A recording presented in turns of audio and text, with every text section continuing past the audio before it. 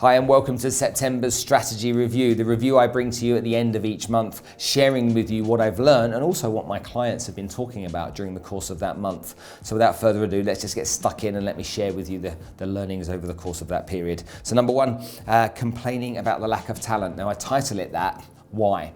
I'm hearing constantly from my clients that they're struggling to find really good people.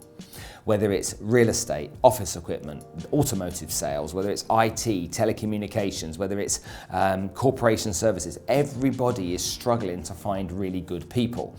However, when I look at their businesses and understand why, the answer becomes very simple. When we talk about collecting referrals from a prospect, we have to think about being referable. When it comes to attracting talent, we have to be the kind of business that is attractive to the talent. And if you're attractive to the talent, then they'll engage with you. What do you do to share your corporate culture with the world? What do you do to share your values, your mission statement with the world? What do you do to engage with the public to share what it's like to be part of your organization? And many companies don't do anything. So all they're doing is running a LinkedIn ad, or they're running ads at one of these job sites to try and find people that are applying for jobs by sending their CV in. Really? Is that really the solution? Or do you want the really good people approaching you, those really good people coming to you as a business and saying, you know what, I've been following your company, I've seen what you do, I love what you stand for, I love the leaders of the business, and I would really like to work in an organization like yours. I know for a fact that would be much better, and I'm sure you would too. So that's one really important lesson that I've learned by watching and talking to my clients. Second thing, people blaming the market. A lot of people are saying it's tough out there at the moment. A lot of clients are struggling at the moment. They say it's really tough, much tougher than it was. However, in every single business, 10 to 20% of that industry are performing really well. So what are the companies within your business that are performing really well at the moment? What are they doing? What's their behavior? What's their approach? How are they branding, marketing? How is their corporate culture being shared with the world? If you're struggling and there's other people in your industry that are doing well, then it's not the market. It will never be the market.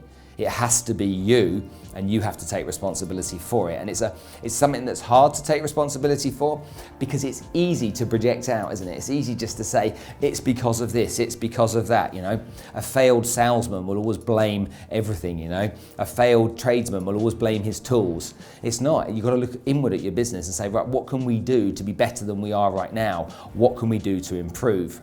Next point, the employees making a contribution towards internal training. If I'm going to train you and you're going to pay me, you generally will engage because you've made a transaction with me. You've given me money, in essence, for me to give you something back. If you give me nothing, then your engagement level is generally much less. And if you're an employee of a company and you're not contributing towards the training, you don't value it as much. Now you might think that I'm wrong, but I have evidence to suggest otherwise. We analysed all of our clients.